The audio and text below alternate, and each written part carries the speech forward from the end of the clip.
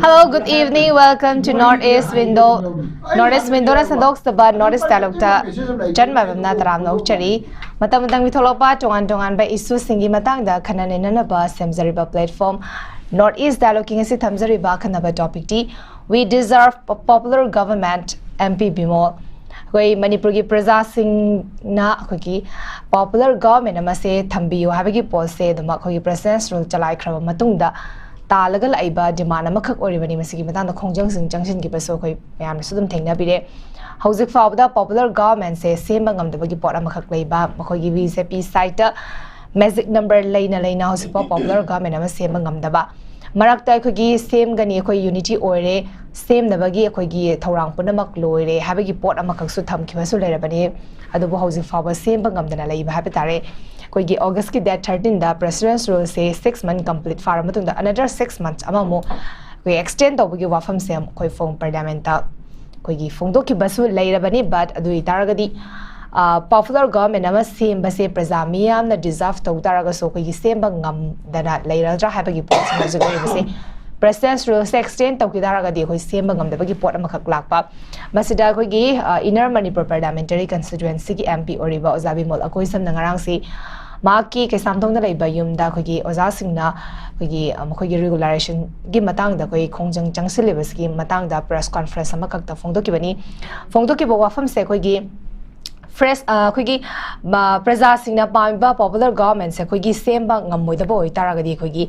अनोबा fresh mandate अमा fresh election अमा पांगथोकनबगी पोसे महाना थमखिबा हाबे तारे खोगी प्रजा सिंगना मखोगी राइट सिंग से सिनराकांदा खोगी MLA minister ओरिबा सिंग से खोगी प्रजा सिंग की रिप्रेजेंटेटिव होइना थागतखिबनी बट प्रजा सिंगना पीखिबा राइट्स प्रजा सिंग की तौरकदा थबक सिंग से मखोइना प्रजा सिंग इकाय खुमनरक्तरबनिना खोगी अखोगी इरमदमदा लैरिबा अखोगी इसागी लुचिंगबना अखोई प्रजा सिंग जे इकाय खुमनद्रगदी सेंटर ना कमाइने इकाय खुमनगनी हाबेगी पोचिंग न्यूज़ लाइबसे मसिगी मतांगदनी खोगी ngasi khana nenagadoriba topic se khana nenabada saru yabina bai khogi studio da lection na laibire ba expert panelist ma'am da saktak chege ahan vidai kai khumna bo chege retired army colonel oza pabung sarar pabung go norris window ki studio da taram nok chari anisuba panelist advocate oibirba oza rakesh MEIHOUBAM ni oza rakesh pusu ikai khumna bo chari ahum suba panelist IMAGI MEIRA ki president oibiriba ima SUJATA ima busu norris window ki studio da taram nok chari ayahan base ay ozara kesa dmala charge oza kogi praja singna fresh mandate se kogi fresh mandate ki pot se kogi hoi praja singi maike de gi so kogi government ama semba ngam da taraga di kogi masi mikhal pangthok pana bhaga tra ha basi su khanda badi na te dubu side koi opposition party ki side gi so masi phongdok pasu lai krabani kogi popular government ama semba ngam da taraga refreshment de se do pangkhat pangthuwa kanda praja singi apa me hoche khalala se habegi potuni asukui na kogi 6 months se president's role thamaga laabani hoje another 6 month ama mu president's role se extend to gi wafam khaklei president's role sigi marumda kogi praja singi kai khumna base center na matlaga leira habi question chi do khangnaraga laabani praja sing se popular government ama deserve su to dra habi question chi ne oja kamai thamini masi ai hamara swana thamjege aikoina अखोई संविधान की तरुक सुब part से मरुना अखोई article 163 64 दा अखोई state अमगी governance state अमगी शासन तौबा से मसी council of minister chief minister अमा लैबा मागी ना लुसिंगबा अदुम काउंसिल ऑफ मिनिस्टर अमना मदु तौगदबनी अदुगा मसी मै हाइबा काउंसिल ऑफ मिनिस्टर से अखोई elected legislative assembly the labor members singu legislative assembly do maduda collectively responsible oigada ba council of minister mana tawada bani hai mase asugumba keno se council of minister na sason to ba governance to ba se akhoi gi bharat kumba parliamentary democracy satpa lepa magidi mase masigi shol magi thawai du ne ba musai parliamentary democracy gi adumba थवाई हाई तारे मपुंग ओइबा कनो हमनी council minister लैबा हाइबसी अदुबु matang sida thamjarim goda akhoi president rule haiba mayam na haiba akhoi article 356 ki makha da leiba ase masi yamna temporary oiba adu exceptional circumstance layer kanda tawgoda ba thong amakhakni masina hiram amatada asugumba akhoi representative democracy agi miyam gi mihunna sason to ba asugumba lengak ba democracy je representative democracy gi mahut sinba substitution amoina leibidi yaroi ngaktang ge ba exceptional circumstance karada madu mit tanu ba taw poni adubu akhoi gi manipura hauji hauji leirisi yamna nungai ta bamdi ke gi akhoi assembly le akhoi gi adubu functional obe assembly oide yes akhoi na khanje ba akhoi gi MLA sing lei adubu makoi masing merta mana lu simbu oire hai ba dum leite adai akhoi gi crisis amade leire akhoi gi manipur sida adubu hari ba crisis leire su constitutional gi oba response ma populate hai bidi crisis leire adu de kedu tare fresh election bu toru saro amma hairo adu hairo constitution na piba provision do madu di electa ba yamna lai bakthi base assembly lai mathau to da ba MLA lai lu simbu leite ba crisis lai crisis to matam the constitutional response ma pigada ne ba adu su pida ba aduna akoina khange madu de kedu ge bu hojik lei ba nena ta da ba phema se hau gi ba phewar gi tang ma panda ag matam du gi chief minister Sri Nong Thomam Biren na madu ma ki kamana lu sing ma council minister do akoi potha jare haidana governor da chief mission na resign to gi bidagi asigumba constitution crisis depend or pasum sathi piji helai bani aduga akhoi mayam na matam da he immediately khalam se kari oh phare ma sason to bungam da ba misi mina mayam ma tho ba mayum makai mai chan graba mi lising bu hena akhoi gi relief center sina leiraba displace to leiraba adugumba matung da ma se sason to bungam dre haina ma potha gare phare adudi sason to bungam ba ama khala aga akhoi ano simu sason simu to jerani haina akhoi myam khalui ba adubu madu malap taruka dum to ba masi bhawa hendok jana tha taru hendoka fresh am tha taru muga sangdo bani haina ngasidi akhoi gi union cabinet ne ware blogdana pargano da parliament of session meeting session taru bisida akhoi ware blogna sum phim jlai ado matang sida aina laksini kisi kedogi bu akhoi na masida khana baya basi akhoi asigumba phima mada akhoi gi constitution gi breakdown ama lakba matamda akhoi gi chai khari mamangda yamna akhoi gi kanona akhoi bharat ki akhoi gi kanoda ain gi kanosida yamna mayamna adum sonaraga leiba ai no mo case ma lei SR Bomai versus Union of India na masida Supreme Court na ya mayek chena hai ke kari hai gi hai bu akhoi gi democracy aduga federal structure masi kano si akhoi gi basic structure of the constitution ni aduna asigumba kano singa se parliamentary democracy gi asigum masak se akhoi gi president rule chalai raga maduna masigi basic structure se president laksalaga madu thugai yaroi aduna asigu film se president to budi ani adubu masina maram oidana kedegi bu kogi kayumba crisis ma leire rajniti gi sarang na bam leire madugi kanodi tobum thopudi protest habidi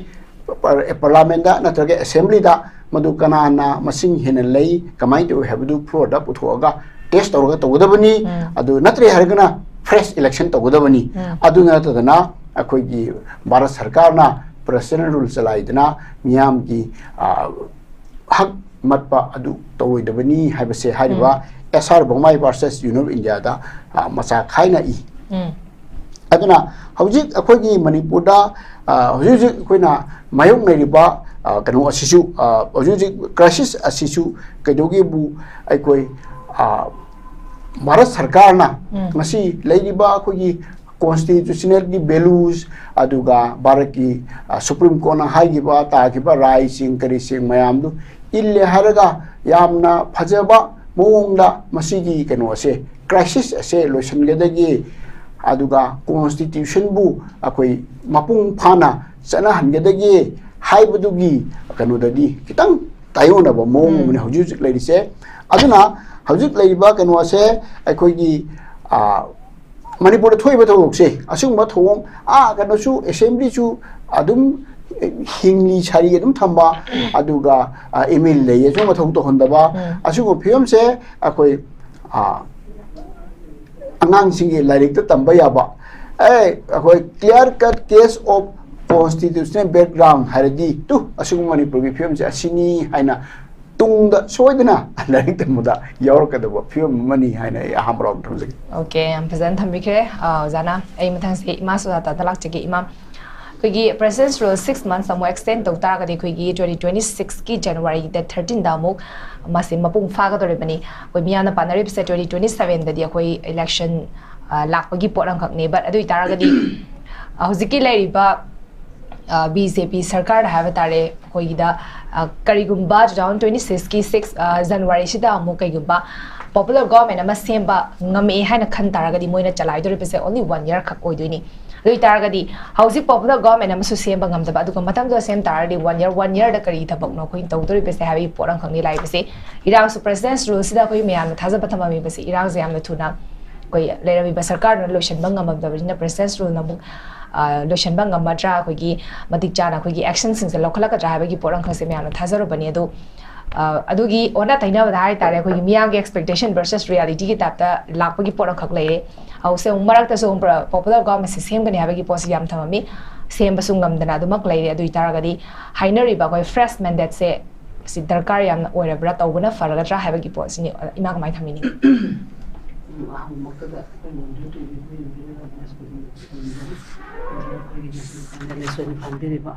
Tamora case and was on Pabung to the from the school. Jan Haman than a ware duni, told Pianta de Tagadamina Tadram, no isolate about the sweat of go. Ado the same Masigi president rules in the extent of Tarikatico. Habit Aquina Sarcas and Muka, never when the MLS in some high say, was now to a woman with that Kaleva. Adobo and a Kalez was the high behind Kaigumbasigi. August 13 the chapcha duni thataru senatra aduna kaigumba president rule se thamak taragadi ta sen assembly dissolve toraga first election tuna farani na khalle ai morta de ko marandi hoi moina ngasi hayeng sida sem ge haragadi adum akosu accept tawni tawda bo khoin haridi oreba method te gi toriba myam se hoi mamang ge history myam leiraga su semdok pam di darkar loi leidana ko Mamma soy get had some soy chatagadi tungi future the quick we do not have a pot to Nepanazi, Hazeri Balau University. Aduna Soiba Kudimbanto Manaminaraga, Semduk Minaba have a poto palm bavani. Mamangi step take some soidara, but Dunangasi they could make a many chat peadre, Masagi Mayuma Kale, Jerema Mama, Asidi relief came there late an IDP or a lady, Asi Masimata the Suena, kind of the YouTube the young Japanese IDP, Manato Champuda. Ginupi male, I do it directly. Mapam to Chalubadi na day and a sinu de lapadi, but the man a copy, but man and gang the poto, the same no idea, me or a call my tamoida, and looking at the pain the Badu area. Mana says the portrait of Bamatan the Su, me Manakogi, Toy, speed the big port and Masum with the Sumu of Cobonina, or a pass or the Talacola Yombo, Port Mando. Putoyon bayada do ka sukhangi kholi ka mana yam pen da kholo lawi adu bo khoinga si changan view cha champuda ening tam ne hinjeru gi haba pot am habadi akoi si lapthok na pa moi sina mu pot si makhal gi yamna laina si lakata mali aduna maram oiraga ain haijaga da badi library ba hoi suspend da hoji khoi summer vacation aina dum hai leba to khoi sam oja summer vacation thara leba kangu sing se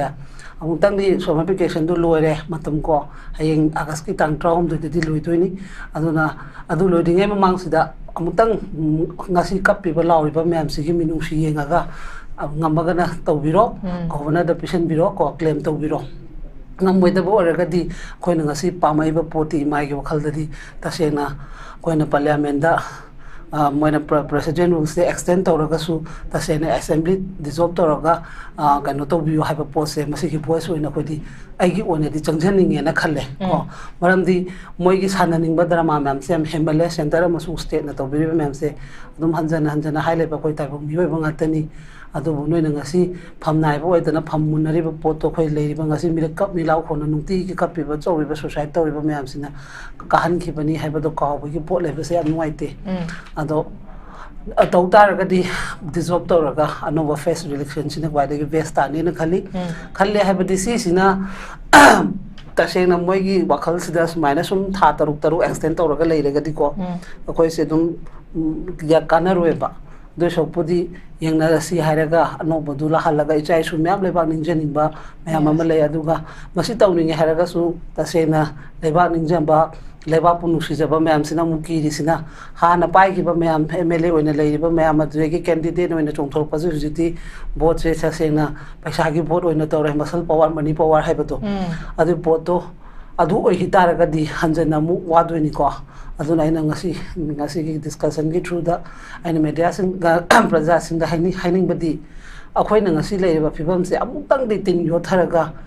मसी की सुम लेहनबा यारिब्रा हाबदी आइदना अखोइ मरिदना तामोको decide तौरगदी यागदब pot नतबनिना अखोइना हाइजरिबा तौजरिबा सिदा अचुंबदुना lotion बिरगा कन लानबदुना थैदो पिखरगा को अमुतंग खंदा मिनरगा करमबना funny हैबसे प्रजा की decide ओइदोइनेबा अखोइना ngasi खनजै हारगासु अखोइना ngasi सिदा discussion तौवे हारगासु मसी पुनमक्से प्रजादा मुलाक्तोइनेबा अखोइ ma'am पुनमक्सिदा अखोइ मरि फमीबा लेरिबा म्यामसिना लाक्तोइनिना अदु मुन्ना अखोइना खंदरगदि आइगी वखल आइगी ओइनदि डिजॉल्व तौबसिना फरने खलि मरमदि सिगी पोसिना सुमाय सुम लेरगदि अखोइदि पूरा लोइनेबा लोइनेदि अयंग हजिक मक्तदा तौरिसे नेशनल हाईवे हंगदोकेदि नतदना अखोइना सेसिदा एविक्शन तौदना लंबी सुरोक्ता खरा हिंगनबगी नेना फुटपाथ कईदा खरा योंजबा खोचबा म्याम अमदुसु तामोको हजिकते मु लैरिबा इकोनॉमिक गेसु वारबा मतमसिदा अदु सोंग यौसन बिरे होय अतै अतै मफम अदु सोपुदी एविक्शन दुना कोना लाकबगी फैबा सोबबदो आइना हबदि मफम मतम तमो येंगदबा पोट हाइबा मले ngasi नेशनल हाईवे दा चटपा यादिसे होय मोय मीनदि हाइनै कुकी सुजादि दुनेना कुकी गिदि अखोइना लाकनो हाइबा पोट अखोइना ngasi बौदा बोइस तांगा पसु लेते थेंगनबा मतम दसु तामो खैदि नॉर्मली पुलिस तनि खंगदे मदनि खंगदे सिनरगा मोयगी टेक्ता कायदना दुम थादोएबा अदु गिदि लाकबा याते मोयदि मसिना थोना गांगिनि अदुगी अखोइगी मैतै की ओइबा फंडामेंटल राइट तो फंगलक्तबा सुंबगी पोटसिदो ओइना चंगबिरगदि फगदमने अदु गवर्नर नि ngasi ngaina न्यूज तो हाइपे ताजबदा मोय ngrang डिस्कस मीटिंग अमा फंबा माले नेशनल हाईवे से हांगनबगीदमक्ता कुकी सु कांगु कनो एससीएसओ कांगु का वाई सने कायनगा haiku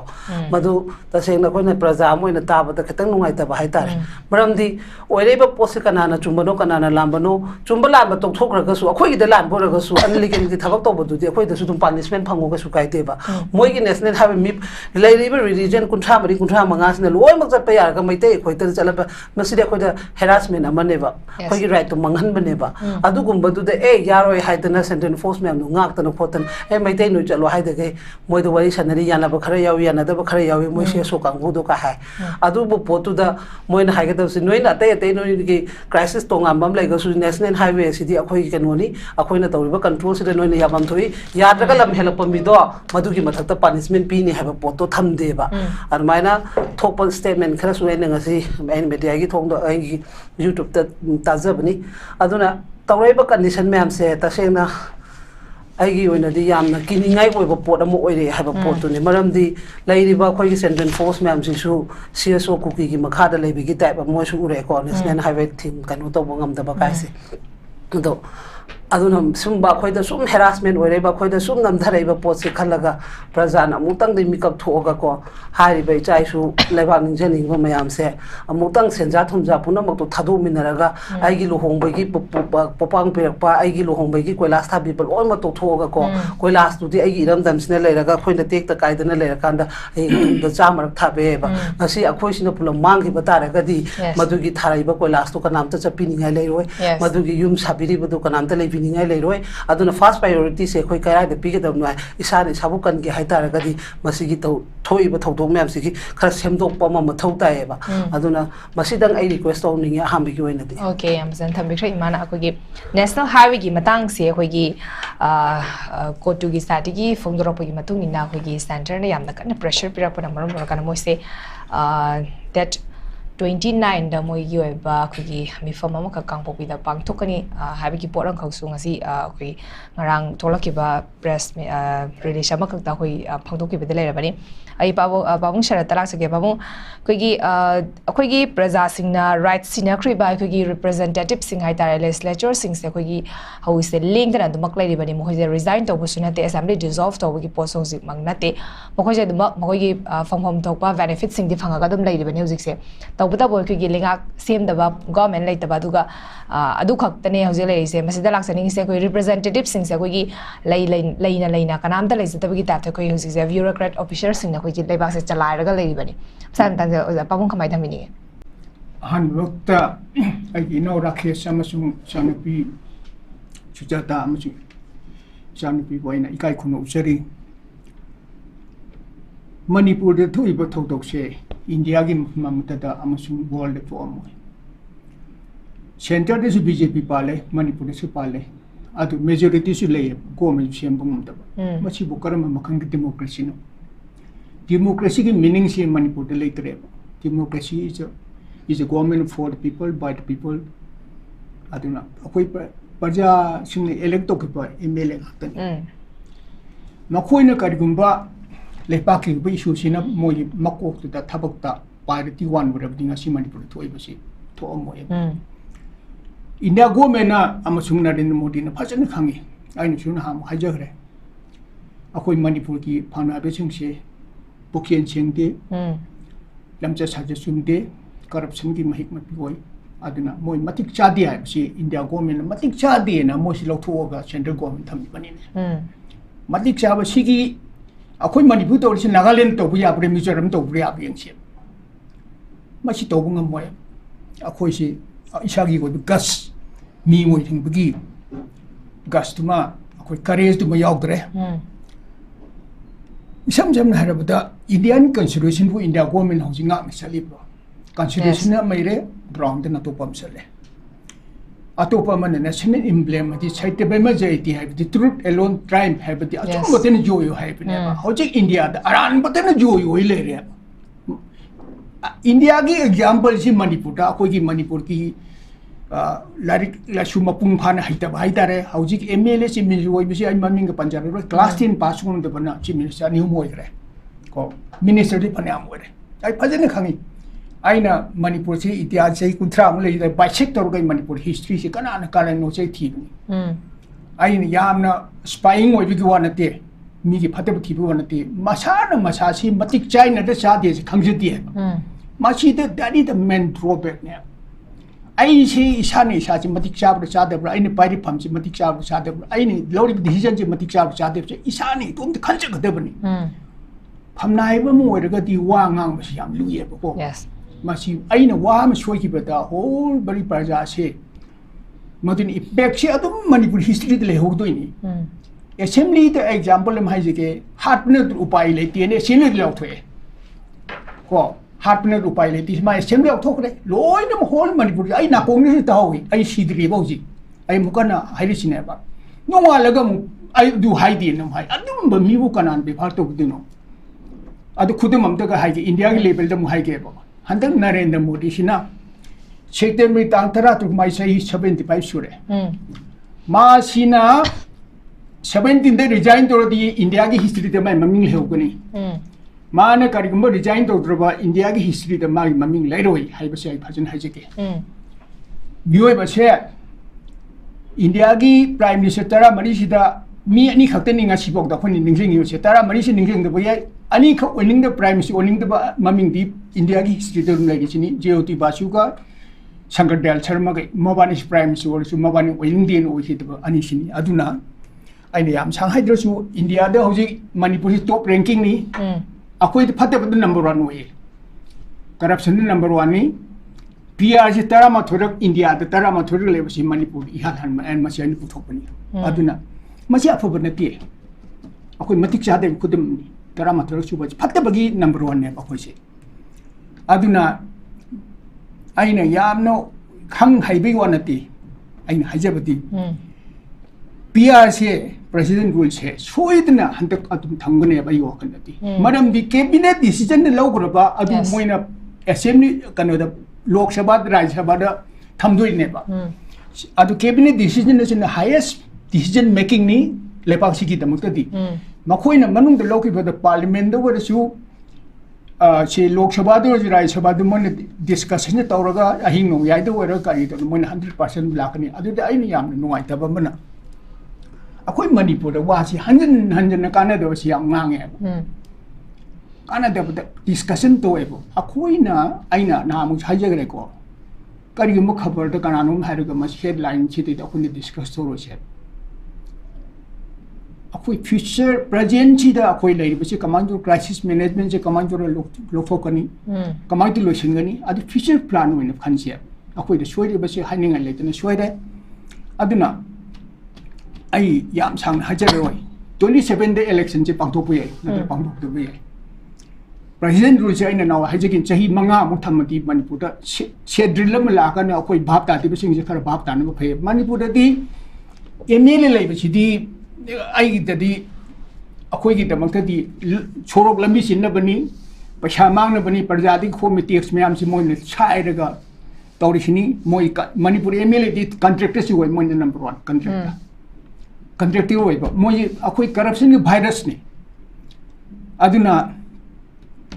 Manipur di constitution crisis assembly grena last tha taru ki manung de assembly se pangthok ki drabne no mo hen drabne aduna hoji government nam thamuta su congress na opposition na yela ka de le mi khade yela ka ne aduna government je sem badai di kasu kana bne leite aduna hoji khwaiding a ko national highway se ni sei kun kimbang hi jakra baduni matam da hajakra bani akoi maitei chat piate akoi lamji da koi ni chat piate ba masine ta kwai le thwa shung ni ngai che hei na koi maitei na koi chat piate kai na ka masi kana shui bu akoi maitei akoi ni shui ba de ki akoi a shui ba de ki thoke pa hate le masi to ba jing che akoi na kana su blame to roi si akoi yam na mo khan mun na khan da ga shui ki ba sing che kamai to ga akoi khan na ga shui de na bu bu ho na si shui ba shui ka le pare How you show the basing shape, command to Shamtopa, future plan of Sham, Aduna, Manipur, say, I walk under the Manipur awakening, Manipur light away. I get type to the Manipur, we are Isha should get until Manipur, Matam, minority Tarabani. In terms of population, in terms of size, 23 the shoe. Manipur is Aquila, Cham Topiki 8% than Aquila, 8% is Makun Luxembourg. Masita akoi se swor makham yo na ina kwai di lumai ta ba se akoi chat pa ya ta ba se national highway aduga national highway hang to ba si just kangphupi portion si ta ning kasu late akoi gi 1 battalion gi natre battalion me le che mi 700 something ni ko battalion gi strength na akoi gi kangphupi chengmai din na ne a mau si bo du ngak pi ai ROP road opening portion army gi lei adu throughout the year adu nga agane moi si lam hin bagini masi adu lam helel bisi india government helen bane ko kuki ye bisi di mercenary troop ni moiti mercenary di kai khambra akoi le paisa pi nek pe ya ni hato kari to ba kuli ba haiba akoi obama na hari do kuki je de more less kuli ni hari do adu mani aduna akoi si akoi ite akoi asobe sing si akoi na khangje tre Masih government label itu apa, PR label itu apa kali nanti aku isi sani sari tahu je masih khangjedre. Perjalanan semua tahu khangjedre, perjalanan khangji ba MLA ngata ni. Perjalanan chain bayar perjalanan kau ini sulit masih perjalanan. Kau wakan khangdet dan apa syarat ada PR apa syarat tu na label ya sih ba. Aduna aku sagi isani makun je thamjedre. Masih di cuci ngata ni ibu mai asyik aja lusin lagi. Okay. Bawa yang pesan thambi kira kau Maroi na koi lariba representative sing koi tabak torok tre hari basing se koi praja sing na khan khiba ngak tani aduna matung tarak su praja sing na wakal khantha bira kana koi lamdam sigi praja sing gi phajana koi puchal sing na tabak torok kadaba news sing khan bagi tangai fataba leiba ki wafam ni thambi se ai aroi baround ai oza rakesh gi lak chike oza popular government hire kana koi dum dongan ba so lishak sing discussion dum toraga la abani koi popular government se la kani have ki pose thaja da bagi poram khak la abani koi 6 months complete orak tro bani da masada same kai tar dim koi magic number su lai bani no bada dum same be yare bani koi si mi masing sa lai re koi leaders na si hoining ya na governor da claim to matam da popular government se dum same be yare bani dubu same bangam dana la abani na koi se ꯁꯦꯟꯇꯔꯅ ꯑꯩꯈꯣꯏꯒꯤ ꯃꯈꯣꯏꯒꯤ ꯃꯆꯤꯟ ꯃꯦꯟꯈ꯭ꯔꯕ꯭ꯔꯥ ꯍꯥꯏꯕꯁꯤꯁꯨ ꯄ꯭ꯔꯖꯥꯁꯤꯡꯅ ꯍꯪꯅꯔꯒ ꯂꯥꯛꯏꯕ ꯋꯥꯐꯝꯅꯤ ꯉꯔꯥꯡꯃꯛꯇꯁꯨ ꯑꯩꯈꯣꯏꯒꯤ ꯒꯕꯔꯅꯔꯅ ꯐꯣꯡꯗꯣꯛꯈꯤꯕꯁꯦ ꯑꯩꯈꯣꯏꯒꯤ ꯀꯥꯔꯒꯤꯜ ꯕꯤꯖय ꯗꯤꯕꯁꯀꯤ ꯊꯧꯔꯝꯗ ꯃꯥꯅ ꯐꯣꯡꯗꯣꯛꯈꯤꯕꯁꯦ ꯑꯩꯈꯣꯏꯒꯤ ꯃꯅꯤꯄꯨꯔꯗ ꯄꯤꯁ ꯍꯜꯂꯛꯅꯕꯒꯤꯗꯃꯛꯇ ꯑꯩꯈꯣꯏꯒꯤ ꯒꯚꯔꯟꯃꯦꯟꯠꯁꯤꯅ ꯑꯩꯈꯣꯏ ꯇꯧꯕ ꯌꯥꯕ ꯈꯣꯡꯊꯥꯡꯁꯤꯡꯁꯦ ꯑꯩꯈꯣꯏ ꯇꯧꯔꯤ CSOꯁꯤꯡ ꯑꯩꯈꯣꯏꯒꯤ ꯁꯥꯏꯠ ꯑꯅꯤꯃꯛꯀꯤ CSOꯁꯤꯡꯁꯦ ꯋꯥꯔꯤ ꯁꯥꯟꯅꯔꯤ ꯁꯦꯀ꯭ꯌꯨꯔꯤꯇꯤ ꯐꯣꯔꯁꯅꯁꯨ ꯃꯈꯣꯏꯒꯤ ꯇꯧꯐꯝ ꯊꯣꯛꯄ ꯊꯕꯛꯁꯤꯡꯁꯦ ꯄꯥꯡꯊꯣꯛꯅꯕ ꯀꯟꯅ ꯍꯣꯠꯅꯔꯤ ꯄꯥꯡꯊꯣꯛꯏ ꯍꯥꯏꯕꯒꯤ ꯄꯣꯠ ꯑꯃ ꯍꯧꯖꯔꯛꯏ ꯋꯥꯍꯩꯗꯗꯤ ꯑꯗꯨꯃꯛ ꯅꯣꯔꯃꯦꯜꯁꯤ ꯍꯟꯖꯜꯂꯛꯑꯦ ꯄꯤꯁ ꯂꯥꯛꯅꯕ ꯍꯣꯠꯅꯔꯤ ꯍꯥꯏꯕꯒꯤ ꯄꯣꯠꯁꯦ ꯑꯗꯨꯝ ꯍꯥꯏꯔꯒ ꯂꯥꯛꯑꯦ ꯃꯌꯥꯝꯅ ꯄꯥꯝꯃꯤꯁꯤꯅ ꯑꯩꯈꯣꯏꯒꯤ ꯊꯕꯛ ꯑꯣꯏꯅ ꯄꯥꯡꯊꯣꯔꯛꯄ ꯅꯣꯔꯃꯦꯜꯁꯤ ꯉꯁꯤꯗꯒꯤ ꯐ꯭री ꯃꯨꯚꯃꯦꯟ ꯌꯥꯔꯅꯤ ꯉꯁꯤꯗꯒꯤ ꯑꯩꯈꯣꯏ ꯀꯣꯟꯐ꯭ꯂꯤꯛꯁꯦ ꯂꯣꯏꯔꯦ ꯍꯥꯏꯕꯒꯤ ꯄꯣꯠꯁꯦ ꯂꯥꯛꯄꯁꯤꯅꯤ ꯄ꯭ꯔꯖꯥ ꯃꯌꯥꯝꯅ ꯄꯥꯝꯃꯤꯕꯁꯦ ꯋꯥꯍꯩꯗ ꯁꯨꯝ ꯐꯣꯡꯗꯣꯛꯑ ꯂꯩꯕ ꯃꯁꯤꯅ ꯇꯥꯛꯄꯗꯤ ꯑꯩꯈꯣꯏꯒꯤ ꯂꯩꯔꯤꯕ PRꯒꯤ ꯔꯨꯜꯁꯤꯗꯁꯨ ꯄ꯭ꯔꯖꯥ ꯃꯤꯌꯥꯝꯅ ꯊꯥꯖꯕꯁꯦ ꯊꯕꯛꯄ ꯌꯥꯕꯒꯤ ꯆꯥꯟꯁꯦ ꯁꯨꯝ ꯅꯦꯝꯊꯔꯛꯄ ꯍꯥꯏꯕ ꯇꯥꯔꯦ ꯑꯣꯖꯥ ꯀꯃꯥꯏꯅ ꯊꯝꯕꯤꯅꯤ ꯁ꯭ꯋꯥꯏ ꯃꯇꯥꯡꯁꯦ ꯆꯨꯝꯃꯦ ꯍꯧꯖꯤꯛ ꯂꯩꯔꯤꯕ ꯑꯩꯈꯣꯏꯒꯤ ꯄ꯭ꯔꯦꯁꯤꯗꯦꯟ ꯔꯨꯜꯁꯁꯤ ꯒꯕꯔꯅꯔꯒꯤ ꯈꯨꯠꯊꯥꯡꯗ ꯍꯥꯏꯗꯤ ꯄ꯭ꯔꯦꯁꯤꯗꯦꯟ ꯃꯁꯥꯃꯛꯅ ꯍꯛꯊꯦꯡꯅꯅ ꯁꯥꯁꯣꯟ ꯇꯧꯗꯦ ꯑꯗꯨꯒ ꯃꯗꯨ ꯊ꯭ꯔꯨ ꯒꯕꯔꯅꯔꯁ ꯃꯗꯨ ꯁꯥꯁꯣꯟ ꯇꯧꯕꯅꯤ ꯑꯗꯨꯗ ꯑꯩꯈꯣꯏꯅ ꯈꯟꯅꯔꯝꯕꯁꯤ ꯃꯣꯏꯁꯤ ꯅ꯭ꯌꯨꯇ꯭ꯔꯦꯜ ꯑꯣꯏꯕ ꯍꯥꯟꯅꯗꯤ ꯃꯩꯇꯩ ꯒꯃꯦꯟ ꯑꯗꯨ ꯕꯤꯔꯦꯟ ꯒꯃꯦꯟ ꯇꯧꯔꯝꯕꯅꯤꯗꯅꯀꯣ ꯑꯗꯨ ꯇꯧꯗ꯭ꯔꯦ ꯅ꯭ꯌꯨꯇ꯭ꯔꯦꯜ ꯑꯣꯏꯕ ꯒꯃꯦꯟ ꯑꯃ ꯂꯩꯔꯦ ꯑꯗꯨꯒ ꯍꯧꯖꯤꯛ ꯂꯩꯔꯤꯕ ꯒꯕꯔꯅꯔꯁꯨ ꯃꯇꯝ ꯑꯃꯗ ꯌꯨꯅꯤꯌꯟ ꯍꯣꯝ ꯃꯤꯅꯤꯁꯇꯔ ꯑꯣꯏꯗꯅ ꯌꯥꯝꯅ ꯑꯩꯈꯣꯏꯒꯤ ꯃꯁꯥ ꯃꯎ ꯐꯅ ꯍꯥꯏꯇꯥꯔꯦ ꯑꯗꯨꯝ ꯖꯝꯃꯨ ꯀꯥꯁꯃꯤꯔꯗ ꯊꯣꯛꯈꯤꯕ ꯂꯤꯁꯥꯡ ꯁꯤꯠꯄ ꯀꯩꯅꯣ ꯃꯌꯥꯝꯗꯨ ꯃꯗꯨ ꯃꯥꯒꯤ ꯃꯤꯠꯌꯦꯡ ꯃꯈꯥꯗ ꯃꯗꯨ ꯀꯣꯟꯇ꯭ꯔꯣꯜ ꯇꯧꯗꯅ ꯈꯣꯠꯇꯅ ꯇꯧꯈꯤꯕꯅꯤ ꯑꯗꯨꯅ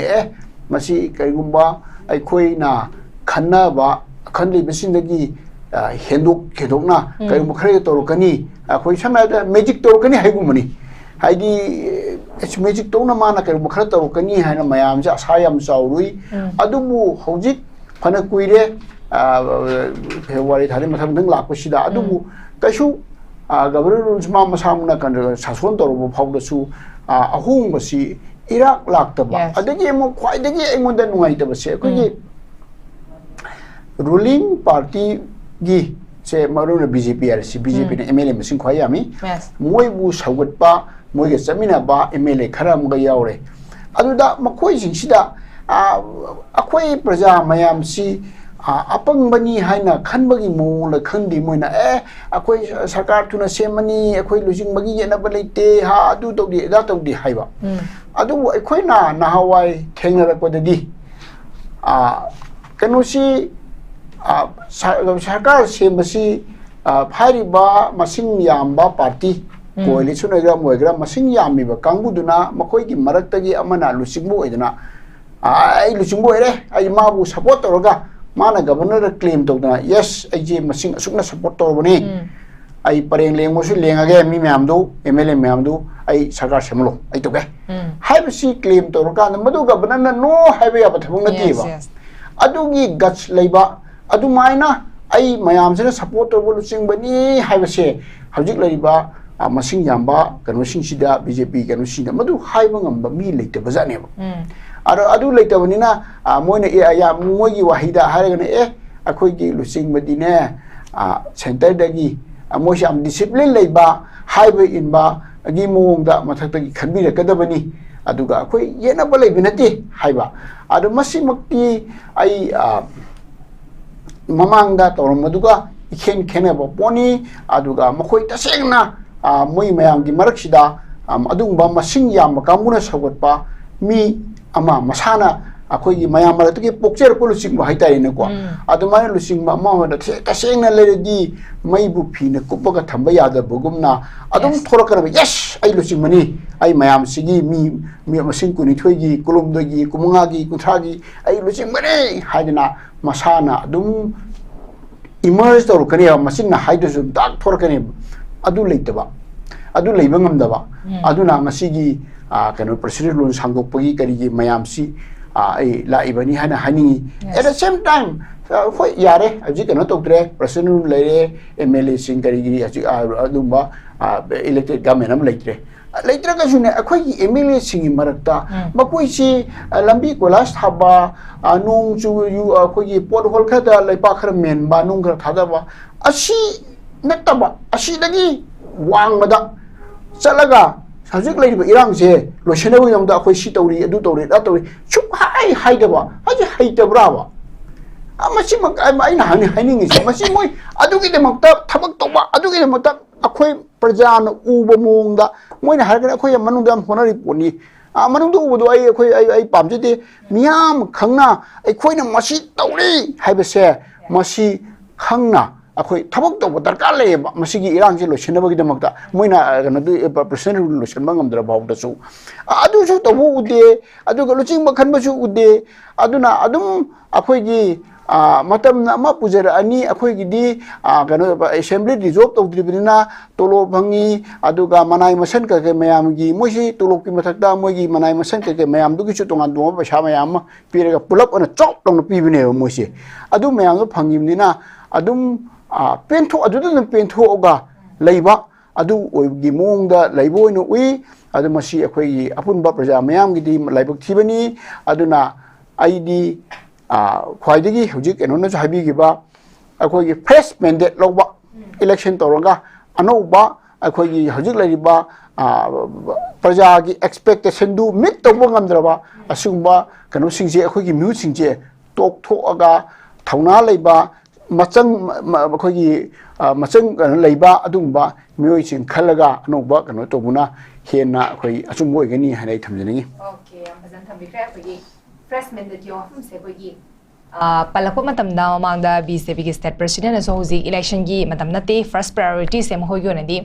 irang se thuna resolve to ba khoi losin da bahona ba masina manglom da junction bagi posina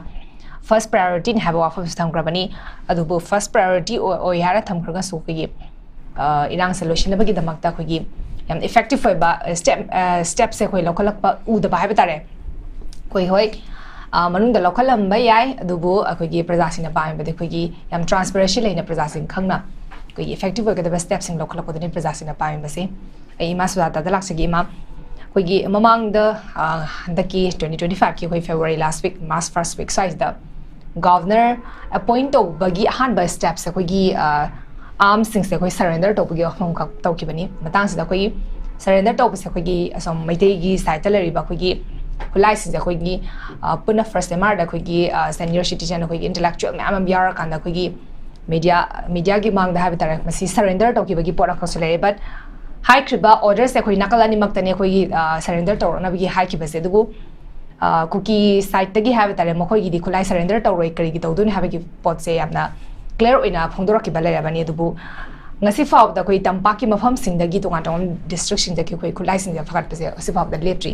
ting ki su koi economic operation toraga fakat pakra dilai but yeng na ba matam da comparison to matam da koi tampa ki na masing sam hen ba tare masi akoi gi center na local ba step sing ai tare road map mang da koi gi putorak ta na koi free movement le hen ga da ni mars tang ni pan da koi free movement koi gi la lai gni abe post to ki ba da koi chak lo da basu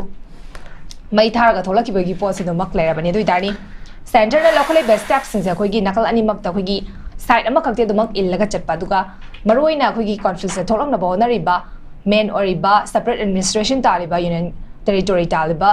side china di government ki order sing ha bitar message to mak khoi gi ya da na in da na do mak leiba ha bitare da ngasi faw da ba khoi gi side ta ha bitare khoi gi yamna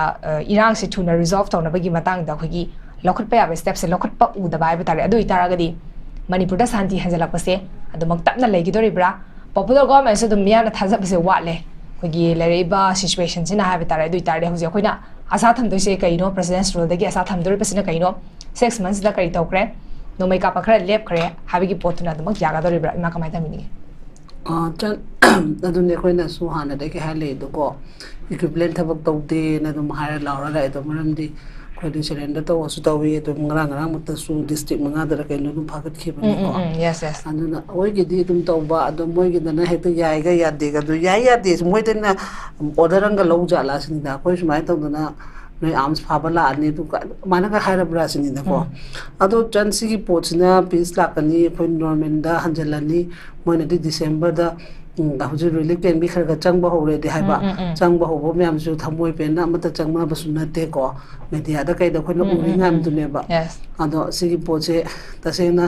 moina di tauri se ta se na main priority di pai daga adu di akhoi na suna ngai dum khun nga pai chai su myam na dregi mera pai bi ke na nga ga su dum leina ba po ne ba to boda bu akhoi duna katang risk oi ba po ni na haidna punna le bo da ne ba moina thaji thajali ba ma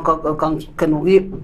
asuna kan maning lom daga thajali ba kholi ba myam du di ko koktruk lom ge suna kan tauri ba du di kaisu maduna yamna important heta kan oi budi nate ba ta se nam du di akhoi khara na sudum cha khun nga pa suna du nga ga leibe ya ba pot tu da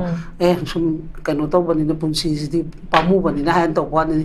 changi ba sing du sum ba dum akhi khang de dum lei ri po ne ba kai su lei ning ba pot oi tri ba ko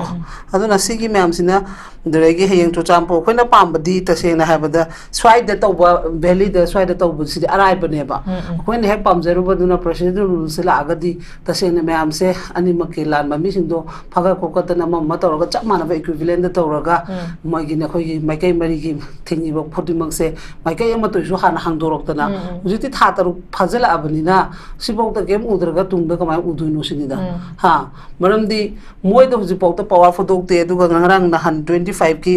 kaino ma da su koi ki manipur public service commission gi kaino moi center pi bada su moi na pi ri center ma pham se amana imphal da pi re amana guwahati pi ri ba adu bo khoi na haina madu gi guwahati na adu di akhoi se punjan mi na ba gi po se ta se na sarkar na su pam da bra ha ba question amala e ba maram di moi da ta se na pam ga di lai ri security myam se nga aga se na ha ba da kangpo pi da su tamu ko mo center point na mo hen be ai chu cha pu ka no gi phawak choi kha swai da su mo hen be ai leive uniform yam sina nga aga guwahati ta na chat pa ha ba se mi phujiti war matam na loi wana duine ba aduna sugumba mayam ma su moina order and notification thoi se masi tasena akhoi bu amata oibegi sajan begi pot ti mandra ai mot de masi lapthok pa gi post da dum makha ta na step chathabra na khalle ba ko moina tasena nuksi bi dana akhoi gi governor ajebala na tasena miyam su nuksi bi rega di armana simbi dana ko yaringe tasana na balambi se sem ga bane ba sinai da tara phaba do sonde su tara lokhot bi ba sondo kun phab do sonde su kun phaba armana equivalent da thabak to bi rega di akhoi na ka do bi su accept to roi do no ba akhoi na pam de du ne ba praja protection to bi property protection to bi ha be gi pot ne ba adu din na ta dana ama dana hek to ba ba to ni swai area da le na isu le ni no isu le ni ha be gi type ta to ba asonda na khara hekta hairo ga moi se heta kanu ma mung da sum herak ba wangang haidorok pa da khoi na sum ta ba da kitang nuai ta ba hai tare ko sum haidore ba pot to khoi praja ma se na ga haina ba ni hairaga di pha ba na ta dana manipur lenga khoi manipur su ngak sen bam na ga armana sum kitang pot gam strong da to da ba thabak se si kitang nuai ta ba gi ni aduna masi gi step se sum leiraga du rei khoi leiri ba ml khoi di suspend da le ne na kanu to ri ba kangu si maru ma soire ba pot to di moi ml pura lothok pa di na te dana adu di noi to is kai no du moi gi voice am ta thok ta ba sida ne ba ina praja da hai je simba me am se pura pura kan du da akhoi na log da ba stand se kai no ha khan ba matam yore hai se mana hoji ki kai no da se na ha ba da mana center do kari gi da ma adu de khoi sarkar palinga da su to ri du de center thaba da guwahati da du da piri du ne ba akhoi na khambana moi le ra ga di naksan na ba lambi je sin ge dra ha ga ma du same equivalent ta re ba si di aduna kari bu ha ga da no khang dre adu ne ina apam ba de am ta di le tre di praja moi na ko adu bu tin lu ni na india sarkar da akhoi su mi mani akhoi su india machani maside gi na ina request to ngai su leite leibe mla myam na su noi bu thagali se ai singasi myam kapi ba myam sina ni khanbi yo ha ba sina tana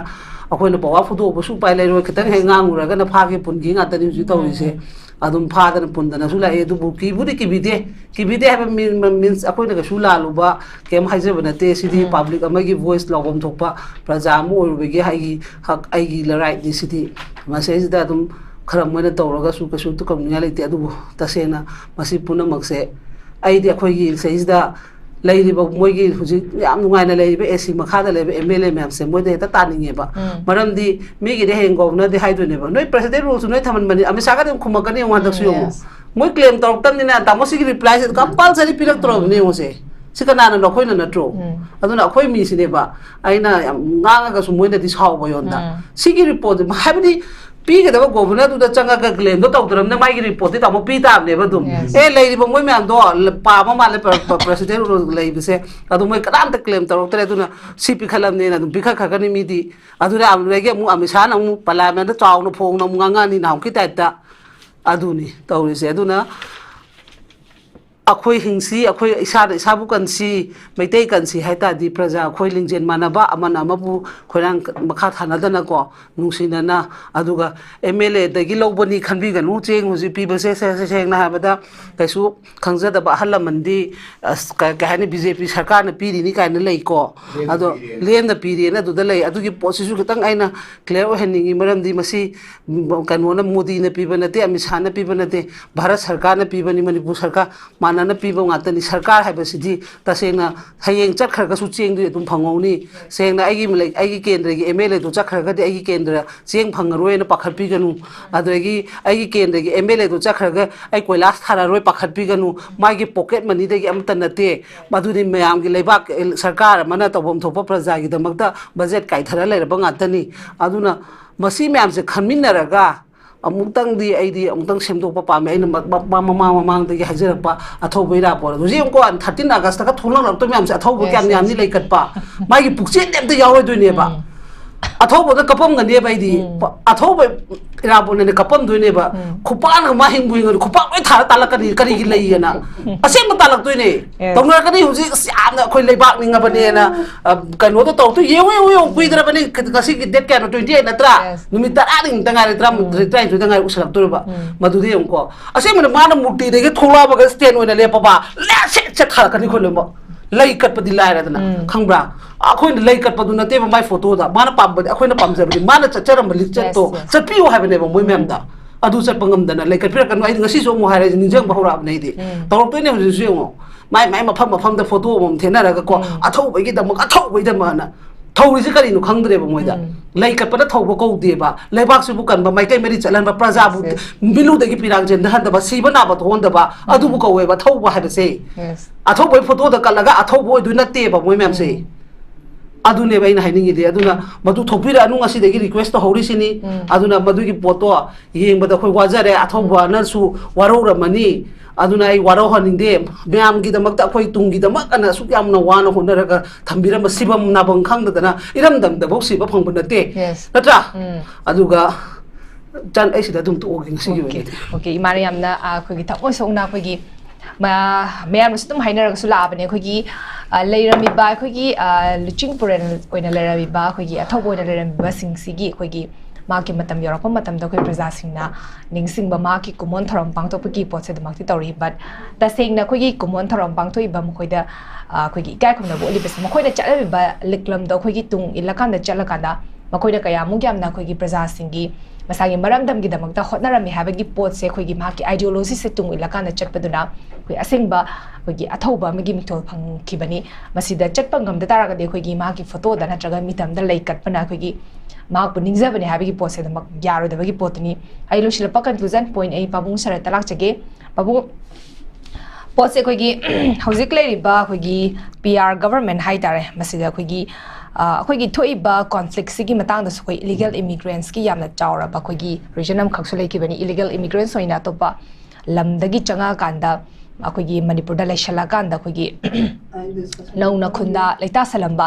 कोई खुदा लेता सलंबा पतुंग दा कोई voter right फंगपा Madgi हौजिकी लेरिबा cookie गे कोई organisation की leader सिसो कोई मेनमा मचाने हाबे पोस्ट दमक लेरिबनी अदु इतारगदी मणिपुर गवर्नमेंट असो कोई ममांगी हप्ता दा हाबे तारे कोई नोटिफिकेशन अमा खक थोलक की हाबे तारे इविक्शन की पोट की मतंग दा हाय तारे नौना खुंदा लेता सलम इलीगल इमिग्रेंट्स सिंग खंदोपगी पोरम खक मसे कोई थंगनरी स्टेट आसाम दा कोई चीफ मिनिस्टर मसाना यामना थोगला कांदा कोई थोगला फना थोगला कांदा इविक्शन की ड्राफ्ट से थप सो होकिबदा मणिपुर दगी मी ट्राइंग टू यारे हाबे की post फोंदो Kibe सोलेरबनी अदुगा नाकलमरोम the Laka the कोई फ्री मूवमेंट की पोट से आई बाबू द क्वेश्चन अमनी दु मुछला हंगजरागे फ्री मूवमेंट की वाफम से कोई ngasai ima SUJATA na su thambi khre koi gi government gi side ki khana na bai the free movement ya hana gi matang da koi pot am ka phungdok ki balai masi gi matang da koi gi kotu da sila kana day 29 da hayeng sini day 29 chi da ꯑꯩꯈꯣꯏꯒꯤ meeting ꯑꯃꯈꯛ ꯄꯥꯡꯊꯣꯛꯀꯅꯤ ꯍꯥꯏꯕꯒꯤ ꯄꯣꯠ ꯑꯃꯈꯛꯁꯨ ꯂꯩ ꯑꯗꯨꯕꯨ ꯆꯠꯍꯟꯕ ꯌꯥꯔꯛꯀꯗꯧꯔꯤꯕ꯭ꯔꯥ ꯌꯥꯔꯣꯏꯗꯧꯔꯤꯕ꯭ꯔꯥ ꯍꯥꯏꯕꯒꯤ ꯀꯣꯏꯁꯟꯁꯨ ꯍꯧꯖꯤꯛꯃꯛ ꯂꯦꯡꯗꯅ ꯂꯩꯔꯤꯕꯅꯤ ꯑꯗꯨꯒ ꯅꯥꯀꯜ ꯑꯃꯔꯣꯝꯗ ꯀꯣꯑꯣꯔꯗꯤꯅꯦꯇꯤꯡ ꯕꯣꯗꯤ ꯑꯣꯐ ꯇ꯭ꯔꯦꯗ ꯌꯨꯅꯤꯌꯟꯅꯁꯨ ꯑꯩꯈꯣꯏꯒꯤ ꯆꯠꯍꯟꯕ ꯐ꯭ꯔꯤ ꯃꯨꯚꯃꯦꯟꯁꯦ ꯃꯅꯤꯄꯨꯔꯒꯤ ꯂꯥꯏꯐ ꯂꯥꯏꯟ ꯑꯣꯏꯔꯤꯕ ꯅꯦꯁꯅꯦल हाईवेꯁꯤꯡꯗ ꯐ꯭री ꯃꯨꯚꯃꯦꯟ ꯌꯥꯍꯟꯕ ꯇꯥꯔꯒꯗꯤ ꯑꯣꯒꯁט ꯑꯃꯗꯒꯤ ꯑꯩꯈꯣꯏꯒꯤ ꯁ꯭ꯇ꯭ꯔꯒꯜ ꯃꯟ ꯍꯥꯏꯅ ꯀꯦꯝꯄꯦꯟ ꯆꯠꯊꯕ ꯍꯧꯔꯒꯅꯤ ꯍꯥꯏꯕꯒꯤ ꯄꯣꯠ ꯑꯃꯈꯛꯁꯨ ꯂꯩ ꯗꯦꯕꯂꯞꯃꯦꯟꯠꯀꯤ ꯄꯣꯠꯁꯦ ꯂꯥꯛꯄ ꯃꯇꯝꯗ ꯑꯩꯈꯣꯏꯒꯤ ꯁꯔꯀꯥꯔꯒꯤ ꯑꯩꯈꯣꯏꯒꯤ ꯐꯣꯔꯃꯔ ꯆꯤꯐ ꯃꯤꯅꯤꯁꯇꯔꯅ ꯃꯃꯥꯡꯗꯁꯨ ꯐꯣꯡꯗꯣꯛꯈꯤꯕ ꯂꯩꯔꯕꯅꯤ ꯏꯔꯥꯡ ꯂꯩꯔꯦ ꯍꯥꯏꯔꯒꯁꯨ ꯑꯩꯈꯣꯏꯒꯤ ꯗꯦꯕꯂꯞꯃꯦꯟꯠꯀꯤ ꯊꯕꯛꯇꯤ ꯂꯦꯞꯄ ꯌꯥꯗꯦ ꯗꯦꯕꯂꯞꯃꯦꯟꯠꯀꯤ ꯊꯕꯛꯇꯤ ꯑꯗꯨꯃꯛ ꯇꯧꯒꯅꯤ ꯍꯥꯏꯕꯒꯤ ꯄꯣꯠ ꯑꯃꯈꯛꯁꯨ ꯂꯩꯔꯝꯅꯤ ꯗꯦꯕꯂꯞꯃꯦꯟꯠꯀꯤ ꯊꯕꯛ ꯑꯩꯅ ꯄꯜꯂꯛꯄꯁꯤꯗ ꯑꯩꯈꯣꯏꯒꯤ ꯗꯦꯕꯂꯞꯃꯦꯟꯠꯀꯤ ꯊꯕꯛ ꯂꯦꯞꯄ ꯌꯥꯗꯦꯗꯤ ꯍꯥꯏꯔꯀꯥꯟꯗ ꯍꯧꯖꯤꯛꯀꯤ ꯃꯅꯤꯄꯨꯔꯒꯤ ꯂꯩꯔꯤꯕ ꯂꯝꯕꯤꯁꯤꯡ ꯑꯗꯨꯝ ꯑꯩꯈꯣꯏꯅ ꯈꯪꯉꯕꯅꯦꯕ ꯄꯥꯕꯨꯡ ꯑꯗꯨꯝ ꯅꯣꯡ ꯆꯨꯔꯛꯄ ꯃꯇꯝꯗ ꯑꯩꯈꯣꯏꯒꯤ ꯂꯝꯕꯤꯒꯤ ꯐꯤꯕꯝ ꯀꯃꯥꯏꯅ ꯇꯧꯏ ꯑꯅꯧꯕ ꯗꯦꯕꯂꯞꯃꯦꯟꯠ ꯀꯔꯤ ꯂꯥꯛꯏꯒꯦ ꯍꯥꯏꯕꯒꯤ ꯄꯣꯠꯁꯦ ꯑꯗꯨꯃꯛ ꯍꯪꯅꯤꯡꯉꯒꯁꯨ ꯂꯩꯔꯤꯕ ꯄꯣꯠ ꯑꯃꯈꯛꯅꯤ ꯍꯪꯕ ꯉꯝꯗꯕꯒꯤ ꯄꯣꯠꯇꯨ ꯈꯛꯇꯅꯤ ꯍꯧꯖꯤꯛ ꯂꯩꯔꯤꯕꯁꯦ ꯃꯇꯥꯡꯁꯤꯗ ꯑꯩꯈꯣꯏ ꯑꯣꯚꯔꯑꯣꯜ ꯑꯣꯏꯅ ꯌꯦꯡꯉꯛꯄ ꯃꯇꯝꯗ ꯑꯃꯨꯛ ꯀꯃꯥꯏꯅ ꯊꯝꯕꯤꯅꯤꯡꯉꯤ ꯑꯩ ꯋꯥꯐꯝ ꯑꯃꯇ ꯄꯟꯖꯔꯛꯀꯦ ꯑꯣꯀꯦ ꯑꯩ ꯏꯟꯗꯤꯌꯥꯒ ꯄꯥꯀꯤꯁꯇꯥꯟꯒ ꯕꯣꯔꯗꯔꯗꯁꯨ ꯑꯩ ꯂꯩꯖꯔꯛꯏ ꯑꯗꯨꯗꯤ ꯏꯟꯗꯤꯌꯥꯒ ꯕꯪꯒ꯭ꯂꯥꯗꯦꯁꯀꯁꯨ ꯑꯩ ꯎꯖꯔꯦ ꯐꯤꯖꯤꯀꯦꯂꯤ इंडिया पाकिस्तान की बॉर्डर सितना वागा गेटा आइना सही अमा हेना कन लेजरबसिदा इंडिया की साइड पिलर बॉर्डर पिलर से अखोय ख्वामु वांगनी अदु अंगोबो युंगगा इंडिया साइड इंडिया थानी अदुगा पाकिस्तान थाइने अखोयना जीप तोंगा का आसिदे सुमाइना दुम थौर चली अदु मोइसु ओपन नोइबनी अदु इंडिया के साइड दिस कंपनी नाम को इंडिया ना आर्टिफिशियल ऑब्स्टिकल सेमी पाकिस्तान दे साइड सेमदी अदु लान बो खोटप मतम सिसो दुम मोय अदु मदुदा मेन तो बसी बॉर्डर सिक्योरिटी फोर्स ने तवे बॉर्डर सिक्योरिटी फोर्स सिना बॉर्डर सिंगांग दब किने बो अंग पोमने मणिपुर दि बॉर्डर सिक्योरिटी फोर्स ने मणिपुर असेंबली सिंगा ए अदु हाई कोर्ट जो बॉर्डर सिक्योरिटी ने nga ए मणिपुर सिदा आइदा हाइबदा अंग पुलम नि हरसिनि नि संचा द उदबा थोकतबो थौदोंग द थोएबा बॉर्डर सिक्योरिटी अखोगी मणिपुर का ब्रह्मा का 398 किलोमीटर नि चाही हुमद्रा मटफू सिदा 10 किलोमीटर का सारम में अदुदा अखोई आई सुम ताजबदा असम राइफल माई बॉर्डर पोस्ट दा असम राइफल थाजले अदुगा अखोइना खंगदब लई इशोर पिरंब नेचुरल अखोगी नेचुरल की स्ट्रक्चर से चिनविन रिवर सिना ब्रह्मा का मणिपुर की बॉर्डर ने नेचुरल बॉर्डर ने Cabo Valley si at any course akhoi labne masi ipai pu hak tak ni adu Chinwin river ki awang thang de le si di Manipur ni makha thamu si Brahma le re masi re da border si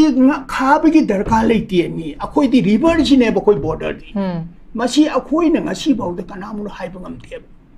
ईश्वर ने पीरम खुदोल ने अखोई river से river अखोई border खा भी दरकार लेते border के सोम क्रॉस तौदना बा अखोई कनो पे अखोई पेंजी काइन लेबा ऑब्स्टिकल के तो सेम गदबने अखोई ने चिन तुरेलु दगी हंजलगा बॉर्डर खागद नतिएबा अदु खारी बचु मोंग चुन खातिएबा को अनना इवन से बांग्लादेश है सी बांग्लादेश हाई फेंसिंग वायर ने इलेक्ट्रिक थाजली मदु कनामुन क्रॉस तौबि याब नति अखोई सिदने कमाइन तोरिनो अखोई सिद्रीदि आइना याम नुंगाइ तबम ले हौजिक छि मोय कनो मोय चांग बखोट पे एंट्री चेक तोई हारी मछि कनान मेन तोरि असाइनेबल मेन तोरि बॉर्डर चेक पोस्ट दि हौजि असाइनेबल दखोई मणिपुर ने थाजनिङै लेति को बॉर्डर चेक पोस्ट ताई वखनदि बीएसएफ यावदबनी मणिपुर पुलिस यावदबनी आर्मी यावदबनी असाइनेबल यावदबनी वन मेन द थादोप याति मकोइना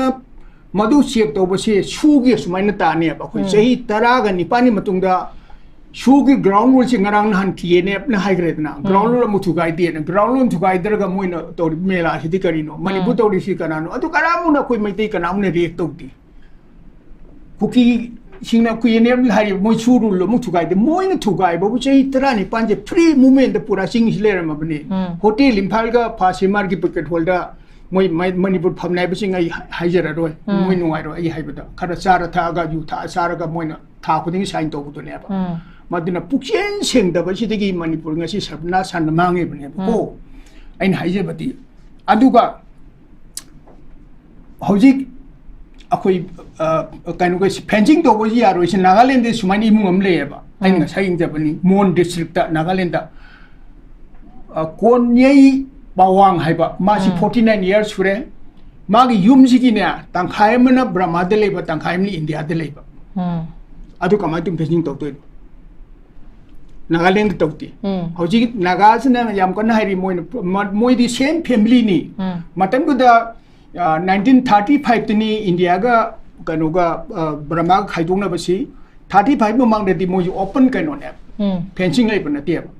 ya same village ne ba matu di India ni Burma ni le pana tiap adu same family so so dum lai ri ba ko maji fencing ne kani ne siya se supposing example in West German ki Berlin Wall do kai idna Berlin Wall East German ga West German ga moi khai ga wall du marak the family from na kana east mo legre west mo legre madu finally Berlin Wall se collapse to give madu history ne sakini masi akoi miu begi punji da artificial na nature gi oiba se maji thingba moya nature si na asum lambi ni ko artificial is temporary ni ko temporary akoi miu be ni hingi ba se temporary ni leho do se prithvi akoi manipur se akoi si ro se leho do ni ko akoi na manipur bu ya pon de ba ai lam ni na ai na chat chi bi da bu ya pon de aduna ai na hajabadi main entry se akoi illegal immigrant lai se Churachandpur ne Mizoram di sange Burma sine aduga more sorry aduga aina wafam te hajoge Churachandpur se Kangphopi se Maitei gi lamni majority orami bane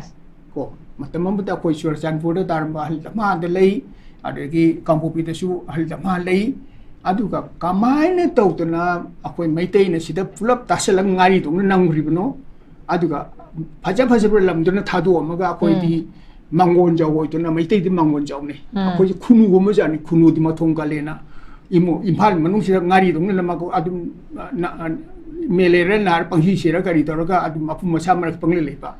khara chaw khara lap thoga yam fresh air phangba nungai mapum ji dele ning da bane ba adum masi choi re bisi be mai hajaning bati akoi ya choi bani ko akoi ya choi bani chu je sai tara ni pan ngasi aina sahi ani se Manipur ma hom gudmo te lawjer mi ko de mota na hajabani main ko se ngasi odi ba se main ko se suspension operation first haga 2005 22nd August 2008 sign doki but the modern main ko ni haibne ba madu Manipur da kana su khangti kana Manipur ye khangdam ni hen bani maram di lyric party we got a very little knowledge is a very dangerous thing in English haibne prithvi ki apapa kutimak language Prabhav Putimak se Maitei gi like the Pangpungmoy. Akoi knowledge se khara horizon chok ke haitar de akoi English as international language ni world language ni. English ki like khara pa gadam. Ngasi Manipur da like khaiba kangbu like su khangba moina phamnai bo ra mati ngasi Manipur si waroi da bani. Aduna akoi sidai ayang pa ai khangi hai wa na te aduna yamna soiri basing isam jam harabda Manipur da ngasi lambi sorok se sepi atredna tha taruk tare ta ban nung ta bsi te hoji koilas thai lambi seme ba karam matam ni lambi sem go dang no se khoi khang ti ba du bok da ngasi chakhole hari ba se migi lamda koila sa ba se hi manga na da tarapi chahi yang khaibo masi portion chire da ina Mizoram chapata Mizoram chi tipai mo hi lan thopu da ina Mizoram parbong de sahi mapan muli jarami adu ai chapata tipai mo hi lan thopu da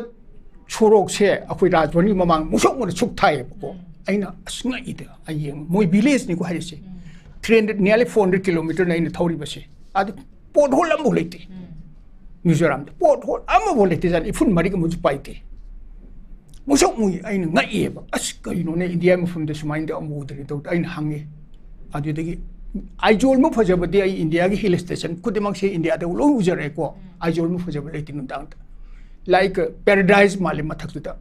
kan light me am tuna adu wang ra mafam de second ma mai mutte adu 24 hours se ising adum phangi adu gi traffic jam leite aina matam de jage bani thangkhomang kano na chief secretary roi mangom de bani man adu ga khwai de gi ngakpa mana Mizoram da Aijol da ne nongmai pai ba sipai ama bu utie maduna aina heading di jabani nongmai pai ba sipai ama bom Aijol city utie na anywhere da nongmai pai ba sipai mo chatie aduna akoi Manipur da tori city bu kari haidu nai khangte akoi ko hana hangoi amti gi mlei dai na hangoi ko hamnu le mama du da hangin da ayoni phaba kana ayoni job kana le ti aduna ngasi lambi se aina ai wakan nadi ngasi manipur soire ba drainage system te nong ta akhoi gi example am thai lamphel pa se pa dai ba sidi nang la ne chai kuding put tara adum se lambi sem ba nam da ne pa te lambi sem ba moi na khang de ba hauji municipality truck se 20 tons ne sorry 40 tons ne hai lumba se 40 tons under the 40 tons mo pure 80 tons ne mo tin 80 tons ne thoro di lamphel le di kan jwar ha ba sa man ni e masi wakan je khoi na khanda de ba pa ji phum je laga city ma kan no seme pa ti pa nu le je su no pa na te singya tam ya ma awang awang ji building ji saro secretary kari khang araba ji saw ko araba manipur araba ji just mau dagi na more si 220 km ni ke dor ga sia 220 km pung gari lambi phari pung kya sang de ke thobuda 220 km khakta ne me khoi chori pai ba se ado kaithin mambi sidina asomno gi yari posi kai sunati distance masi lambi phajana semaga masi maintain to sung ngam de moi nai sum hang de pwd yam nong ni mo noi phajana lambi se tawa khoi tha te khak chal loi re hai tha te ruk to chalaga mathang amu tha de ra amu seng paisa tan mne ba adi mai ga hai ba ko akoi overbridge se moi na huran ge jai na han moi hai asang ju huran gi ne awam ju huran le pa ju huran gi ne asi sang ba ji akhu jana sun school gate yo gudam ne ba congress bobun le ni na moi na tension gi ba tawri ji bo ado moi na moi blueprint yo ni pi ge har mai ni khabari tho ni moi yo ni pi dre ba ai di thok to ri ba ado sei ta ruk sang gi bani asumba kan no ji di overbridge di ai san gora put ta tha ta ruk sai akhu ni sei ta ruk sang ne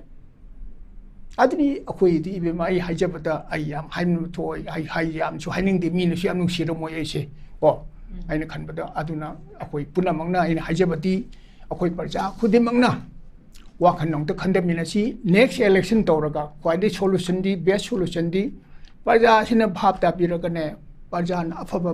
miu to moina khanbi moina thagalo party gi wachi adum to se parja sina khanbi akoi kendra gi di ma khale ma kan ga ni lore paisa su amuk tingan ba manipur de tingi paisa se sumaina amuk tingte ko mi de lakh ama makhai jina dum election kenu yari lakh ama makhai ni yari tripura lakh ama makhai ni bi mahai lakh ama makhai tripura lakh ama makhai tingi maximum aduna akoi parja su phap ta si akoi ni hek election da yoli makhai akoi sumaina wana leini aduna ai yam sang hajaroi wapam si hajaroi logic akoi wakhan nong ta mun khanda si ai hai pom si tani hajaning okay ngai se pom na dan tham mi thai ku yi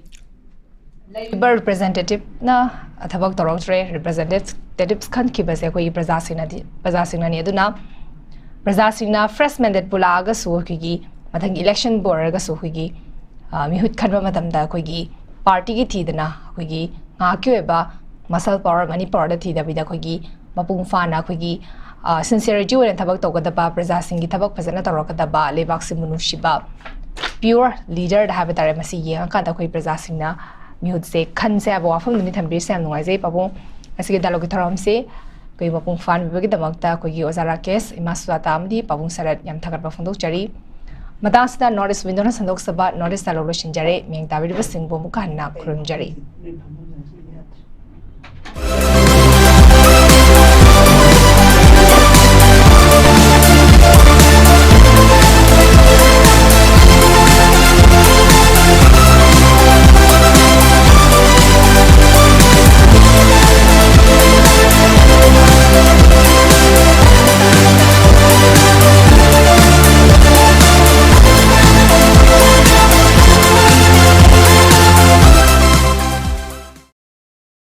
Chahi khudingi miyo ising kaya NEET exam to qualified oraga so sunna tagi miyo ikhadamak government selection phangduna MBBS tambai khodong saba phan lemhoriba NEET qualified oraba student singda wahang khara lae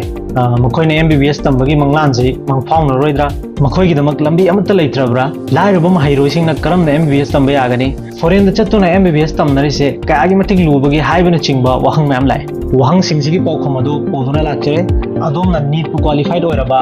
malem gi tongan mafam kaya da government college kaya amada admission to bai khudong cha ba do poduna lakchare sel gi khudong cha da ba mahairoi singna education loan gi mateng lawduna MBBS tambai khudong chaba chu leijagani chahi kun hena mahiroi lising kaya Russia China Kazakhstan Uzbekistan amadi Bangladesh yauna tongan balaibak singda MBBS admission da mangjil thana mating pangduna laklaba JR International Education Consultant da lengsin biro FMG natraga next exam gi damak foundation coaching facility su leigani aduga entire notice manungda best FMG exam results uthoktuna lakliba consultancy amani akupa detail gi damak pi number se contact tabiyo natraga notice window TV building da lengsin biro